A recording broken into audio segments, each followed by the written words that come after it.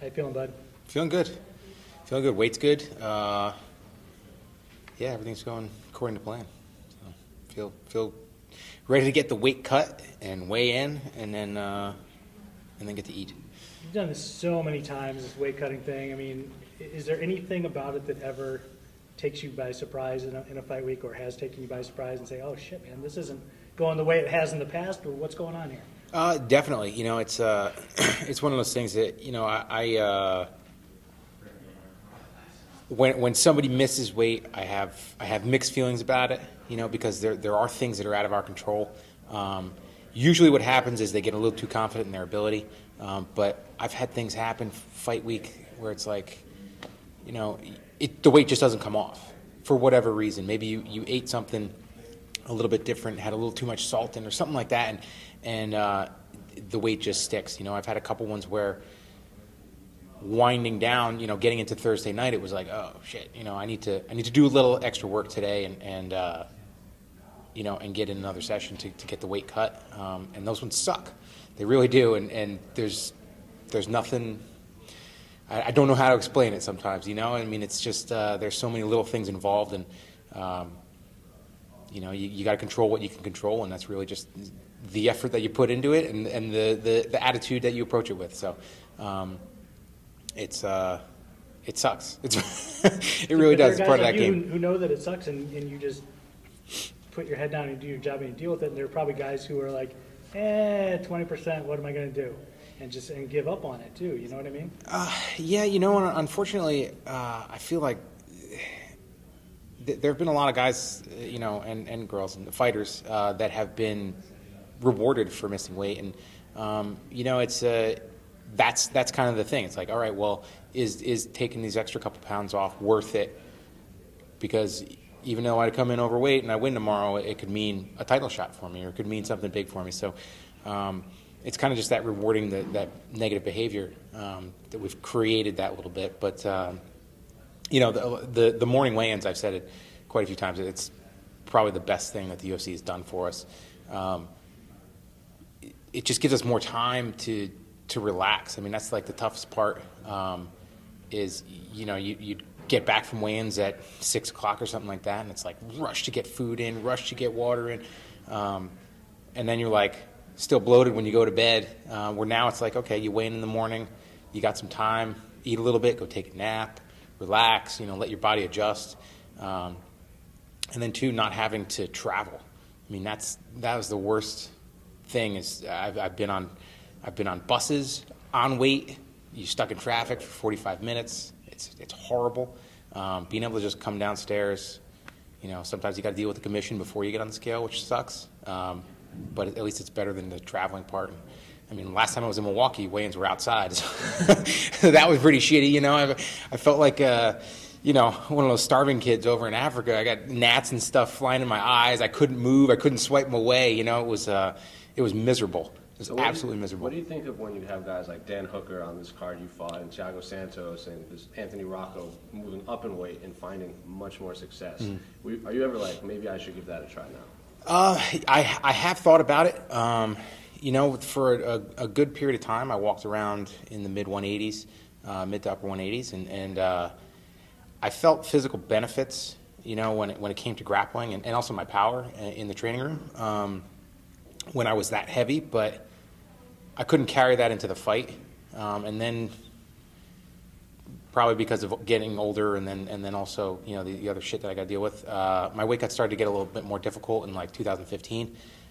So I decided to take some weight off, and I've been walking around a few pounds lighter, and you know, I don't get over 175 right now. So I have thought about it, and you know, my coaches like to give me crap about it, because I say, like, I mean, the guys at 70s are big, but for me to feel those benefits, I need to go up to 85. So I would just skip right over. You know, I'm going to be fighting bigger men either way. You know, and for a majority of my career, I was, you know, training every day with my brother, who's an 85-pounder. So my game has always been to fight the bigger guys, and to use my speed, and to use my scrambling ability and stuff like that. Lately, I've been training with a lot more small guys, so it would be harder for me to do that now. But I wouldn't really. I'd still have to watch my weight a little bit. I'd like to put on a couple pounds if I went to 70s, but then I'm still dealing with the weight cut. So for me, yeah, I'd rather just walk around at that weight and step on the scale and fight guys who are 210. 165, 175. If they made those weight classes, that's what you'd want to see. You know, at the point where I'm at right now, I'd probably still stay at 55 right now.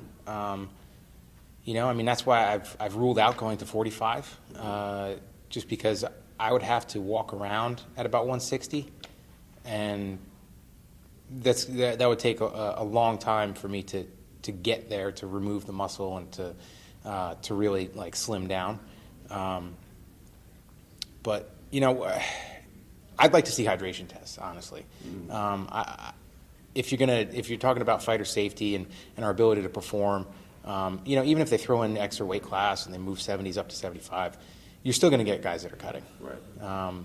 And then for that opportunity to have, you know, be fighting in 2 weight classes, potentially be champ in 2 weight classes, you're going to see even more jumping around between the weight classes, I think, in that span between 55 and 85. So when you say hydration tests, like hydration tests during the week, or like when they get off the plane, or throughout the year? Yeah. I mean, you know, we've got USADA coming to our door, you know, a couple times a year, and for some guys, like every other week. They test your hydration level anyway.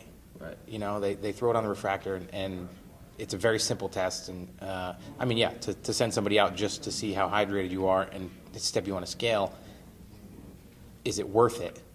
But you know, I think for our safety and like I said, performance-wise, to be able to fight at the weight you're walking around at all the time, and to force you to do that, because even for me to just say, okay, well, I'm going to go to 170s.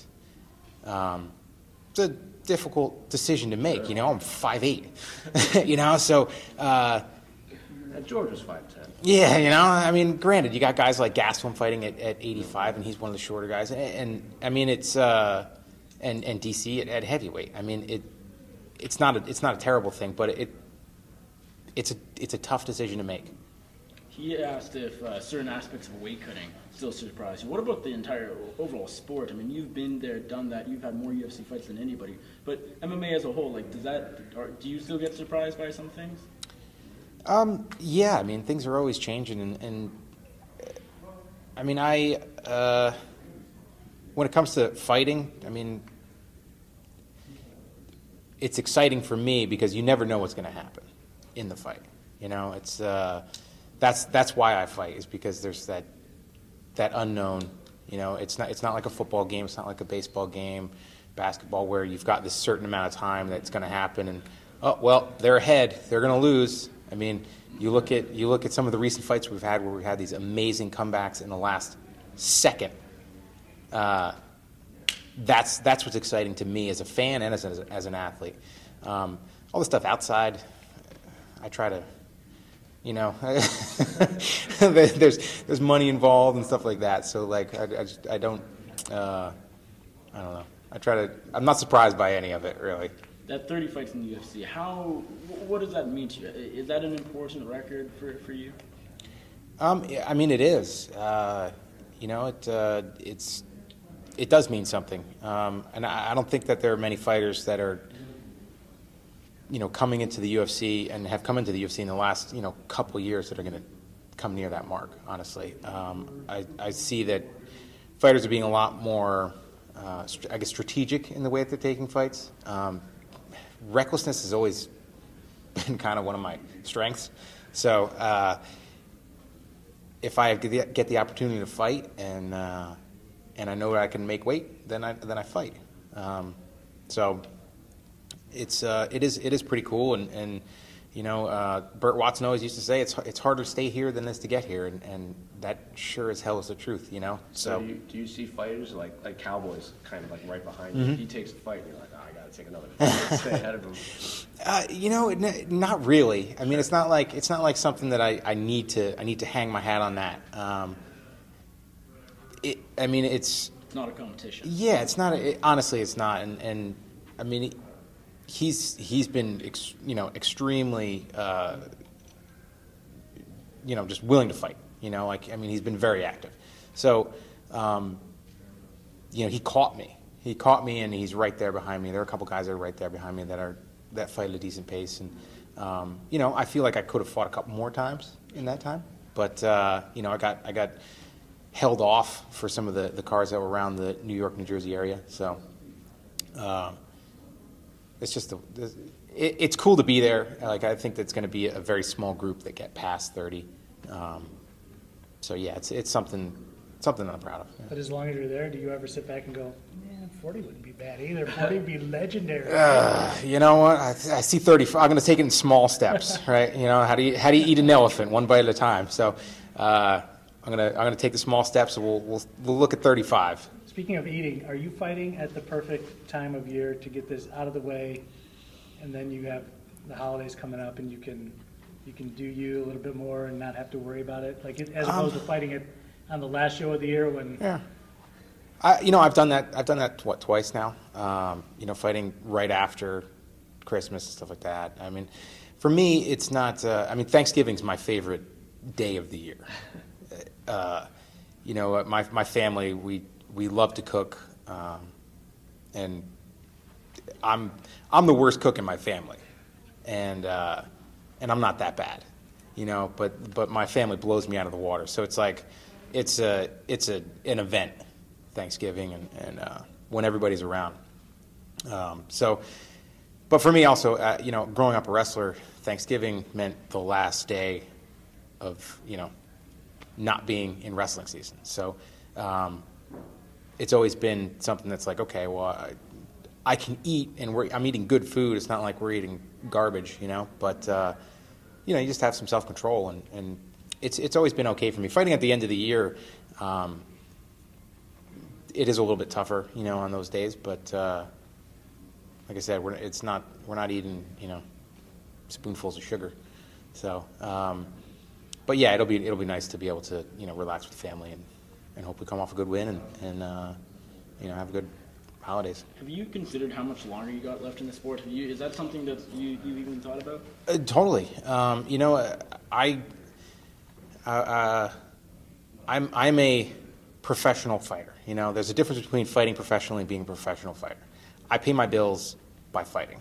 I've got a gym, but I couldn't support myself off the gym, my family off the gym, at least the way that it's run right now. So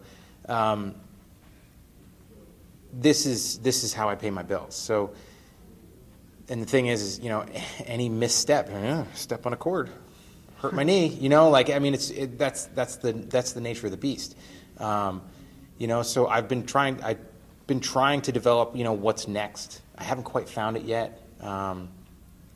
But there's also that aspect of like, if you need that, you need to pay those bills, like once fighting is over, then that's when I'm going to find it.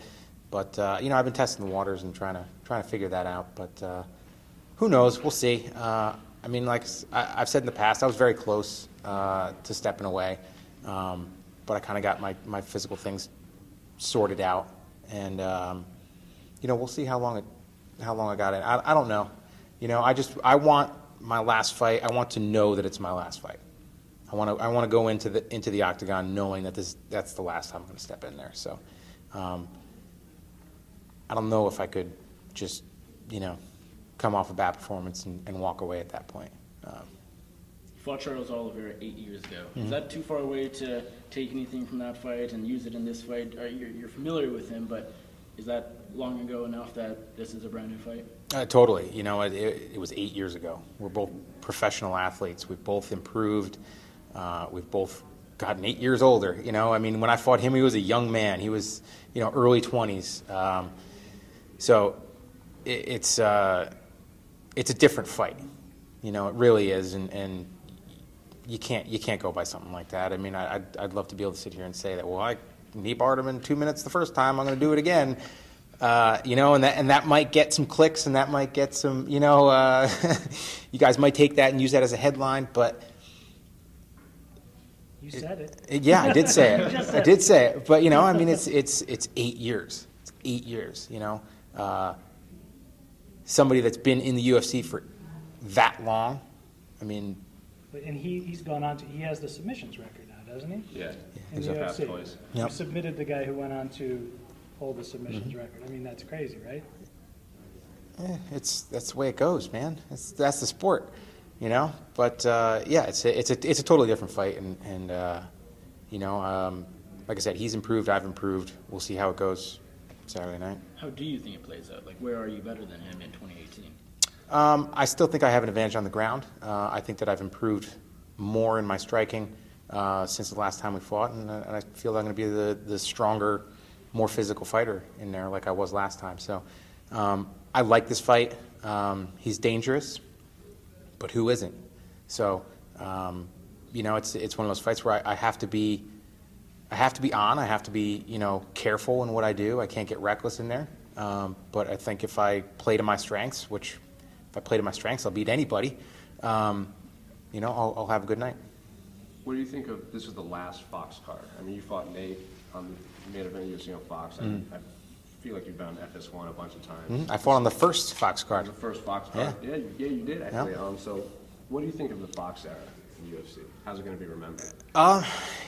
You know, I mean, there have been a lot of fights since then. That was 2011. yeah, I fought Gallard on the first one. I mean, a lot of things have happened. We've had, you know, the Rousey era, and we've had you know, Conor coming in, and we've had all these major things happen, and it's having the opportunity to fight on a major network, I think has helped the sport grow and helped the business grow. So I mean, I think it's definitely one of those parts in the UFC's history that's going to, you know, leave a mark. Awesome, Jim. Thank you. Thanks, man. Thank you, guys.